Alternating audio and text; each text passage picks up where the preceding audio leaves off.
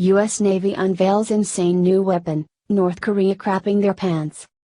President Trump pledged to make America great again. On the campaign trail he promised when it came to our military, he would rebuild it and return it to one of the finest. Trump promised he would increase the size of our troops, adding 350,000 soldiers to our U.S. Army and adding 10-15 battalions to the U.S. Marine Corps. He also said he would add 1,200 fighter aircraft to the U.S. Air Force, as well as 350 surface ships and submarines to our U.S. Navy. It looks like President Trump is keeping those promises as he begins to rebuild our depleted military into one of the most elite ever in history. In January, President Trump signed an executive order to launch the great rebuilding of the armed forces, which will include new ships, planes, weapons and the modernization of the U.S. nuclear arsenal. Our new military under President Trump, well, let's just say it's going to be big league. President Trump is ensuring that military leaders have the support they need to accelerate the campaign against the Islamic State and to build combat readiness now and for the future. North Korea punk-ass leader Kim Jong-un may need a change of underwear after getting a look at this gem being put on the fast track by the Trump administration. ISIS acting up? Boom. Syria? Boom. Kim Jong-un? Boom. Yeah. Depends. Just saying. Depends. Just saying. As America's first all-new carrier design since the Nimitz in 1976, the Ford class will serve at least into the 2070s. But many of their escorts will be late-model Arleigh Burke-class destroyers, so-called Flight 3 updates of a 1980s design whose first ship, DDG-51, was commissioned in 1991. That's why the Navy is brainstorming a next-generation future surface combatant, aiming to solicit design proposals from industry around 2020. DDG's a great class of ship. But we're never going to build Flight 4, we need to move on, Moore said.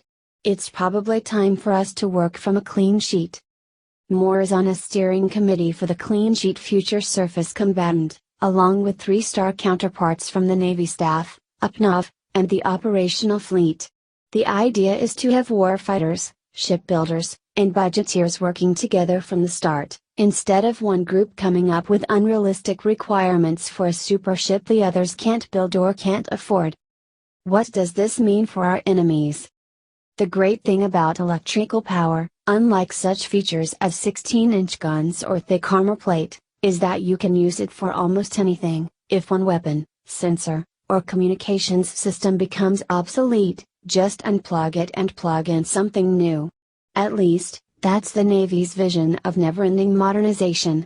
But to upgrade without undue agony, you need to design a ship from the keel up with room to grow and an open architecture into which new components can easily plug and play.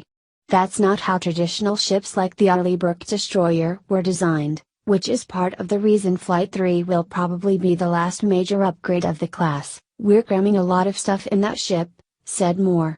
With the future surface combatant, by contrast, the Navy doesn't just want to build a ship, but a floating framework that can keep evolving for decades to exploit new technologies and meet new threats. That's not easy. As much as Moore wants to accelerate, the ship is going to be out there for the next 40, 50, 60 years, so it's important that we don't take any shortcuts, he emphasized. It's very important that we do diligence on looking at alternatives, looking at the cost, marrying the requirements up to the costs, so at the end we all have an understanding of this is the capability I'm going to buy, this is how much it's going to cost, this is when I'm going to get the capability, this is how long it'll last. If we have that discussion up front with the future surface combatant, we'll avoid some of the typical growing pains that we have for some of these programs. In other words, no more screwing around, bowing to dictators dedicated to wiping us out, smiling to our faces and funding terrorism behind our backs.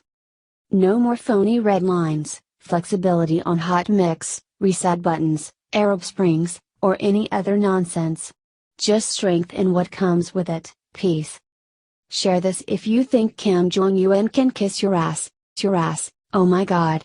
Trump walked up behind this Marine and did something no one would have expected. President Donald Trump and Melania met with President Mauricio Macri and his wife Juliana Wada at the White House on Thursday.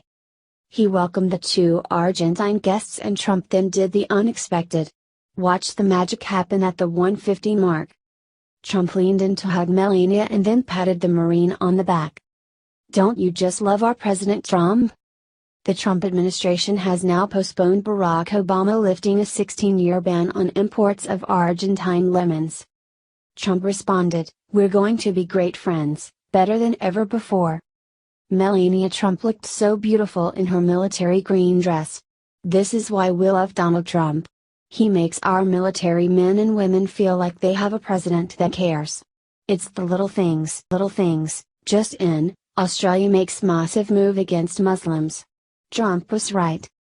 The left here in the United States tries to shout anyone down who wants to vet who we bring into this country. We are sick of it, and apparently so is Australian Prime Minister Malcolm Turnbull. In a shocking, but pleasing, twist, Turnbull recently buckled down on the way you get your citizenship in Australia. The key point is you need to show that your values reflect the values that the Australian people hold dear. According to SBS News, there will be overall tighter requirements for new applicants, especially for Muslims suspected of following Sharia law. One of the first steps you need to take to make it into the country is to pass a tougher citizenship test. The test originally had 20 questions, now there are going to be more questions added to the test. They are going to include reading, writing, listening, and moral components.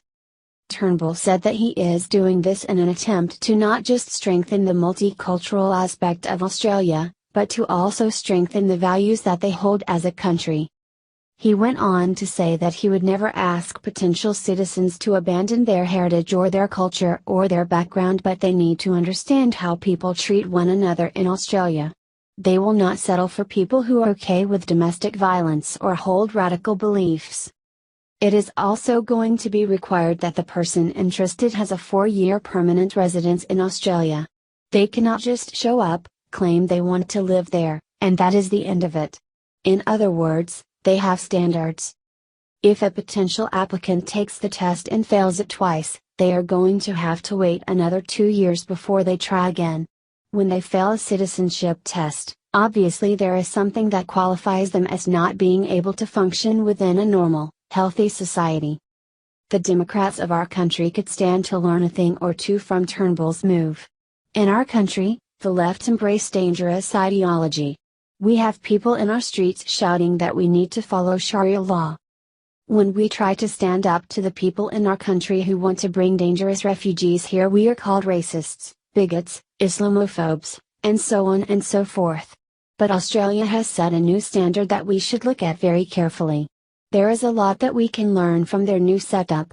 We are just waiting for the left to start yelling that the entire country of Australia is racist. It would not surprise us if the left tried to take this approach.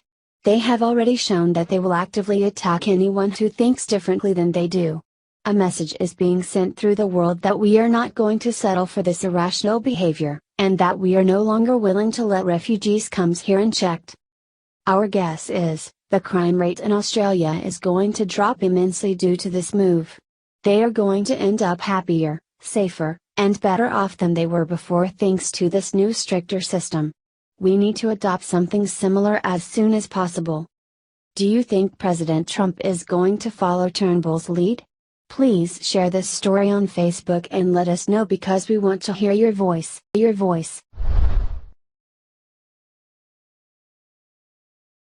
Breaking, civil war about to erupt after what just happened in Sanctuary City. Every policy that President Donald Trump tries to implement for Americans' safety, is not only met with a great deal of resistance from the left but also from defiant judges who block his progress.